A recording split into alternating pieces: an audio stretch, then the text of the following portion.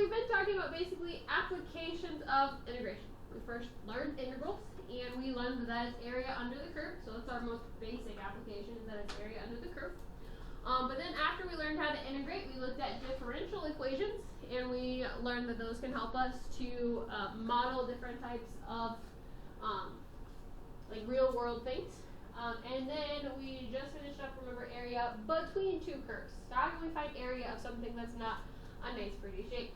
The last big application for integrals also is also the last like topic that we will cover is volumes. Okay? Because up until now we have the equations for like volumes of nice pretty shapes, right? So like rectangular prisms, pyramids, spheres, right? But if I have something that's like a wonky shaped base, I don't have the volume equation for that. Agreed? And we're going to look at a couple of different methods. Today's method is going to be specifically by cross sections. We will then look at discs, which is just like a circle, and then we'll look at washers, which like if you've ever done like screwed anything into like a wall, sometimes you'll put a washer, so it's like a disc but with a hole cut out of the middle. That's what we mean by washers.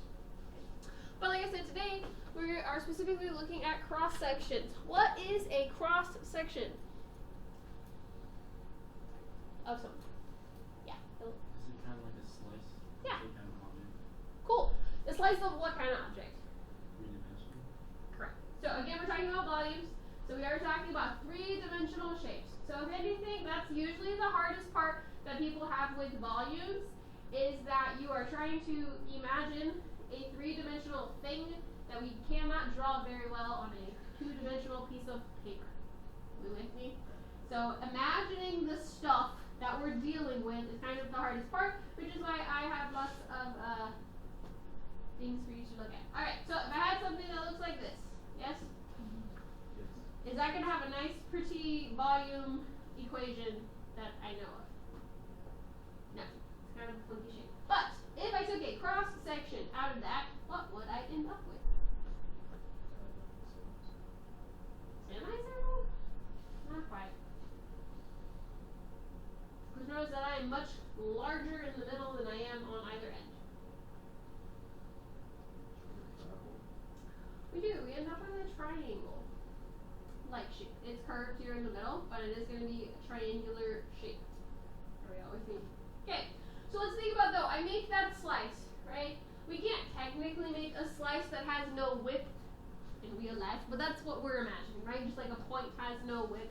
When I make a cross section of the middle of this, I'm going to have a triangle that has no width. Agreed? What can I find of a triangle? Area. Okay, how does that help me find my volume? If I have one of those. Oh, okay. So, or just like add them all up, right? Because depending on where I take my cross sections, my areas are going to be a little bit different. But yes, I could add them up. So, if I did 10 of them, do we think that would be a very good volume? If I did 100 of them, would that be a better volume? What would give me the exact volume? An infinite amount of them, yes? What have we dealt with that has infinities in it? Limits, okay, but also remember that our limits, okay, what else did we deal with that we sent limits of a number of things out to infinity? Because we were dealing with rectangles instead of triangles.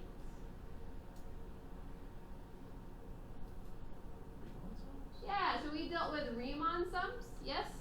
And we sent our number of rectangles out to infinity to give us our actual area under the curve, which we also then made into an integral. So we're going to do the same thing here. The only difference is that they're not all rectangles, okay? We're going to deal with other types of shapes, okay? And we're going to send those areas, the number of areas, out to infinity in order for us to get the volume of something. Now, because I'm nice, and because some of y'all don't remember things, I'm giving you a list of the different formulas that we are going to need for this section. You are going to need to memorize these.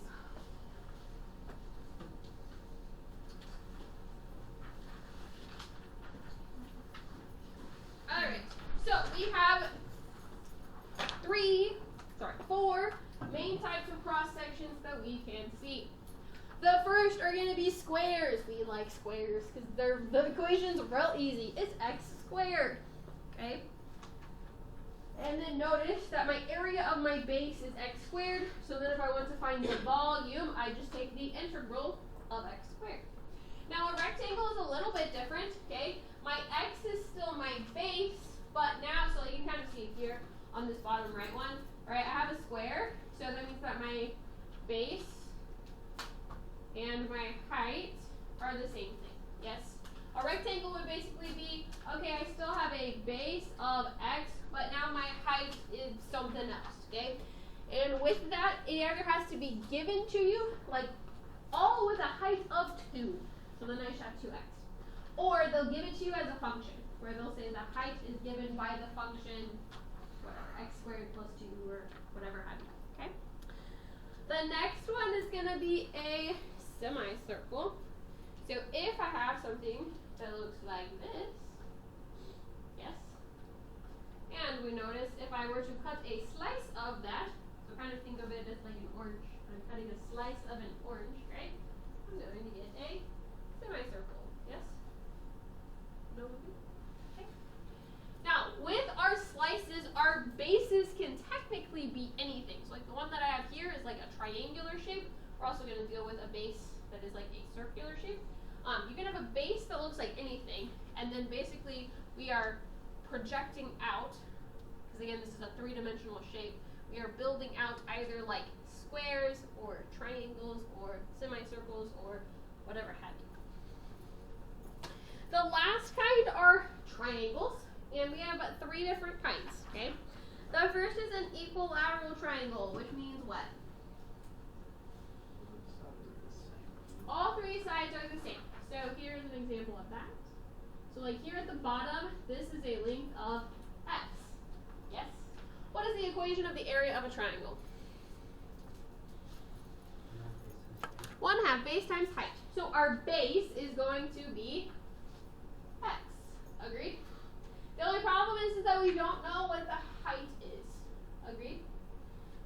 But notice that if I were to draw in the height right here, it creates a right triangle, and then we can then solve for the height using some right triangle trig. So that is where they get the square root of 3 over 2 times x, is by using some right triangle trig. Now, I can show you the right triangle trig that we use to get that. However, that tends to confuse people more than help them. So as long as you're okay with believing me that it is some right triangle trig, and that's why we get the square root of 3 over 2 times x. But really, at the end of the day, we only need to worry about that square root of 3 over 4x squared. I think I skipped over it, but hopefully you remember that a full circle's area is pi r squared. If we're dealing with a semicircle, that's why there's a 1/2. Also, if I'm dealing with the whole base, right, the length across would be the diameter, which is why we have to divide that x by 2 to get the radius. And then again, we just simplified to get pi over 8 times x squared. Okay, you don't have to memorize the non-simplified version. It's just there so you can kind of see where they're coming from. Okay. The next type is an isosceles right triangle. What's isosceles mean? Two sides are matching. The first is where with like a leg as the base, and that's nice because then that means that the leg and the height have to be the same thing. So we just get 1/2 x squared because my base and my height are the same thing. Now with an isosceles right triangle where the hypotenuse is on the base, then we have to solve for height again. And again we do some right triangle trig. That's where we get the x divided by 2. So that's where we get 1/4 x squared. Are we all alright with that? Now, all of these are assuming that my base is just x. Yes? Okay. Technically, x is just a placeholder though. It's kind of like u. Okay? It just represents the length of my base. Are we with me there? So sometimes you also see people write it as an s for like side length. So the hardest part for these types of questions is 1, remembering your formulas. So we have to do that. But then 2, we have to find what that side length equation is, because it will hardly ever just be x. Okay, it's gonna be, like in this case, this length is the distance between these two lines, right? Or what have you. Okay, it's gonna give you some sort of graph, formula, shape that's going to allow you to figure out what it is that's going to be in place of x. We're okay with that. Okay, let's look at an example. So it says, suppose we are asked to find the volume of a solid whose base is a circle, and we are using cross sections perpendicular to the x-axis. What does that mean?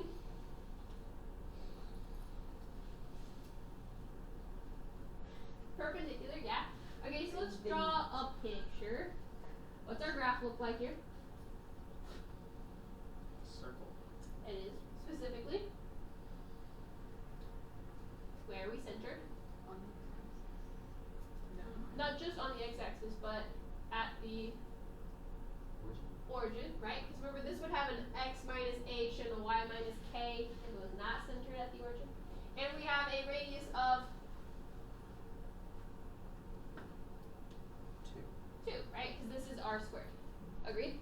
So, being perpendicular to the x-axis means that I am taking my slices this way, right? That's what it means to be perpendicular to the x-axis. So then my, in this case, semicircles would be coming out going this way. Versus if I had been perpendicular to the y-axis, and we would end up with a very similar shape in this case, but my equations would be slightly different. Yes? No? Me?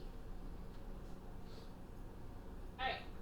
So again, this slice right here is representing my S, or my X. Okay? It is my length of my base. Okay? And we are particularly making cross sections of what type of shape this thing? Semicircles. So we said we get the volume, okay, by taking the integral of, we said that we end up with a pi over 8, agreed, times something squared, yes? Now, on your paper it has x squared, but like I said, most of the time it's not just going to be an x squared. It's going to be whatever the length of that thing is. Are we all with me so far? Okay. So we have a couple different things we have to find. One, if I am perpendicular to the x-axis, okay, notice that I have a dx here, which means that I am taking the integral with respect to x, which means that I need an equation that has x's in it. Right now my equation has y's in it too, yeah? So we need to do what? We actually don't want to move the y, we want to move the x. I want to solve for y, right? Try to get my y by itself. So I would subtract x squared, and then take the square root. Whenever we take the square root, what do we have to put on there? Plus or minus. Yes, no, maybe. Now, what does the plus or minus, like what does that give us on our graph? Why do I have a plus and minus? It is, which means that we're looking at what? Yes. So like what does just the plus one represent? Positive one. Positive side. Positive meaning Right side. no. Above the x-axis. So it means the top half. Versus the negative would then be below the x-axis, which would be the bottom half. Yes? Now, if I were to use both of these, plus or minus, okay, it's going to make that not much fun to figure out. Yes? But, as Philip pointed out, this is an even function. I'm throwing these. Which means that it's symmetric. Yes? Which means that those two halves are what? Uh-huh. Which means that, are we okay with, if I were to cut this off, right, at just the positive half, I'm looking at that, yes?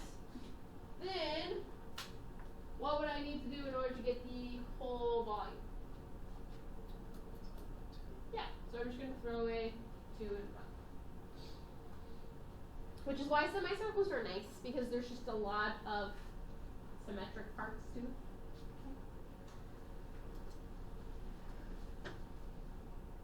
So now I need the length of that red line. Okay? Now technically I drew my red line right there, but this represents an arbitrary spot. Are we all with me? Because like I need the length no matter where I am along this top half. Are you all with me? Like I'm trying to find the equation of the side length, not necessarily a value to plug in right there. Yes, no, maybe. Okay. So no matter where this goes along my like inside of my shape, okay, the bottom is always going to be at what? 0. Okay, and the top is always at what? No, only when I'm on the x and y axis is it at 2. Oh, But no matter, it's always going to be along the what? the curve. The curve, right? Okay, which means that what gives me the height of each of those spots? The what value? The y value, right? And we have an equation for our y value, yes? My y value is always going to be square root of 4 minus x squared, which means that this is going to be the length of this curve on the top. So that is what goes in for my x, or side length.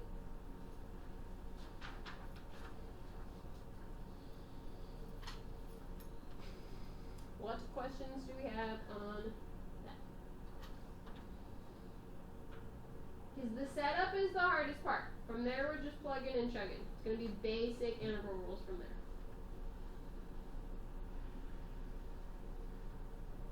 So pi over 8 is a constant, agreed? So I can move that out to the front. So that would, and then times 2 becomes a pi over 4. And then if I square square root, what do we get? Just the stuff on the inside, okay? Then our only last thing that we have to figure out are the what? The bounds, okay? So again, I'm doing the top half, and I want it in terms of x's. So what is the leftmost x value there? -2. And the rightmost x value? 2.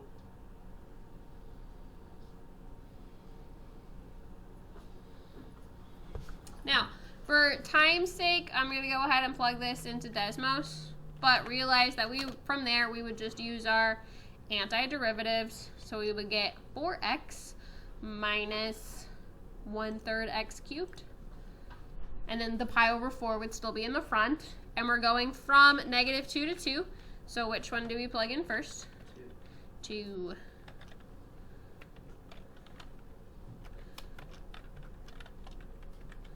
So for the integral part, we are going to get 32 over 3.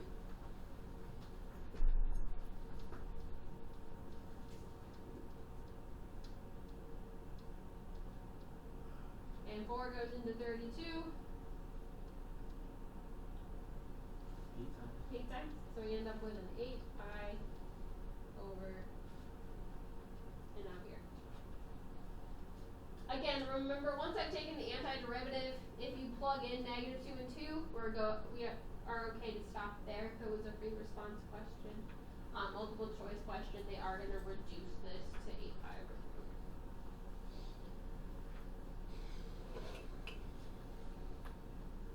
Yes, no, maybe so. Then we got another one.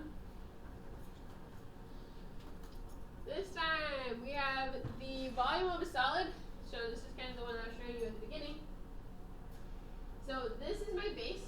It is 2 lines, so f of x and g of x, which creates kind of this triangular shape. My cross sections are still perpendicular to the x-axis. So if I take a slice, I'm looking at like this right here is one slice. And this time we are using equilateral triangles.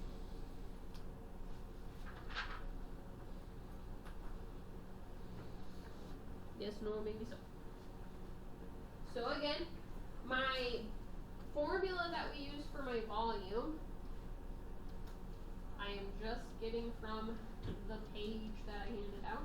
So we have square root of 3 over 4 times the integral of stuff squared. Again, my x is just a placeholder there for the length. So I have to figure out what that length is. Yes or maybe. Okay. So this time, does my bottom part stop at 0 for my length? No. Okay. So, but if I am anywhere along this, okay, what's the top? What's the bottom?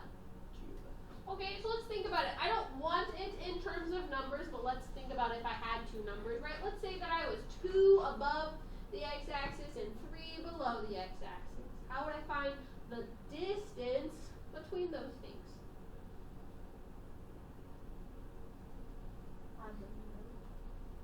Not quite, because that would be 3 plus -2, which would give me a +1, and that is not the distance between those two things. Absolute value of it right now, though. You're making more steps than necessary. Fine. Let's say if I was 5 above and 3 above. What's the difference between those two things? 2. So what did I do to find that? Subtract them, right? Does it still work if I'm above and below, right? I'm just subtracting a -2, which ends up being addition, so we would get 5. Agreed? So to find the distance between any two things, I just subtract them, yes? Very similar to what we did when we did our area between curves. We did top minus bottom. Agreed? The only difference was is to find the area, I had to take the integral, right? This time I'm just needing the length, so I don't want to take the integral to find it, okay? But it is still top minus bottom. So my top, we said, is f of x, and the bottom is g of x. Now, again, all of this we are plugging into our formula. Do I want to plug all of that into this squared right now? Not really. Let's simplify a little bit first, and then plug into there. So, 1 minus a -1 is what? 2. And then I have a negative x over 2 minus x over 2.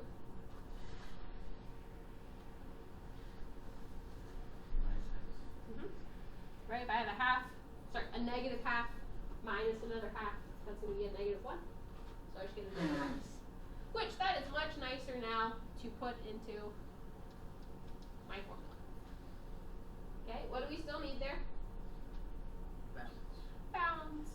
One of them is real easy because they give it to us, right? That's at 0. Right? That's where it stops.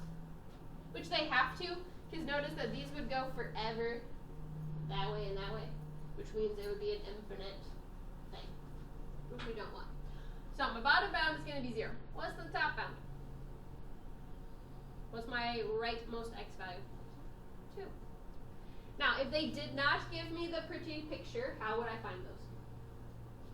Or the second one? They would again, they have to give me x equals 0. How would I find my second bound? Yeah, so notice that that's where those two things intersect. So I would set them equal to each other and solve. Are we all okay with that part? Okay. So from here, how would I take the antiderivative of that? Use of? Yeah, it's a really basic use of, right? It would be a u equals 2 minus x, which means du equals a negative dx. So then you would just get a negative u squared. Yes? Okay. The other option would be is you could go ahead and multiply that all out, right? But you do have to be careful, because remember, I cannot distribute a squared. I would have to do 2 minus x times 2 minus x, and then like FOIL it, which takes quite a bit of time. So like the use of would actually be a little bit faster in this case.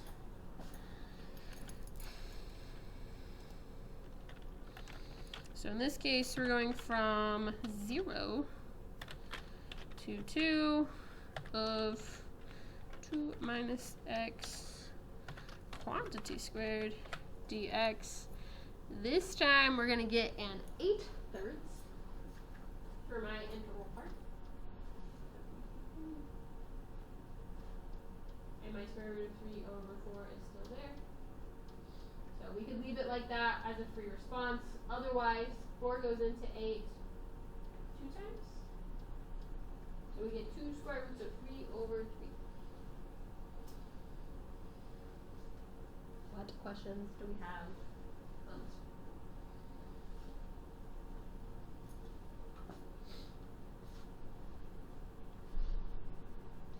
Yes, no, maybe.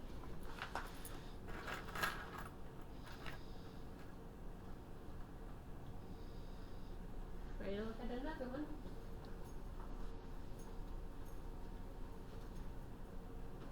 Alright. Okay, so this is very similar to the one we just did. Yes? Okay. But this time, so to find the volume of the solid in which the base is the region bounded by the graphs f of x equals 1 minus x divided by 2, g of x equals negative 1 plus x divided by 2, and x equals 0. The cross sections are perpendicular to the x-axis. The only difference is now we are creating cross sections that are rectangles. Okay, we're just going to set this up and not worry about the, like, again, integrals because they're all basicals at that point. Yes, no, maybe? Okay, so if we're looking at this, right, that's what we had before, yes? So my graph is still going to be the same, which means my bounds are still going to be the same. Yes, no, maybe? So we're going from 0 to 2, yes? But, again, what's the area of a rectangle? Base times height. Okay, does it give us either one of those? Yes. Yeah, it tells me that all of my heights are what? 3. And then my base would just be my length of my base again. So again, that's just going to be, this is my base. The only difference is now I'm creating rectangles out of all of these instead. So my length, which again is my base length, is still 2 minus x.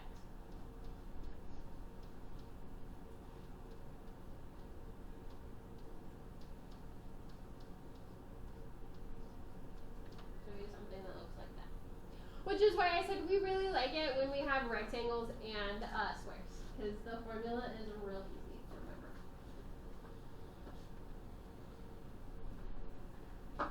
Questions on that one?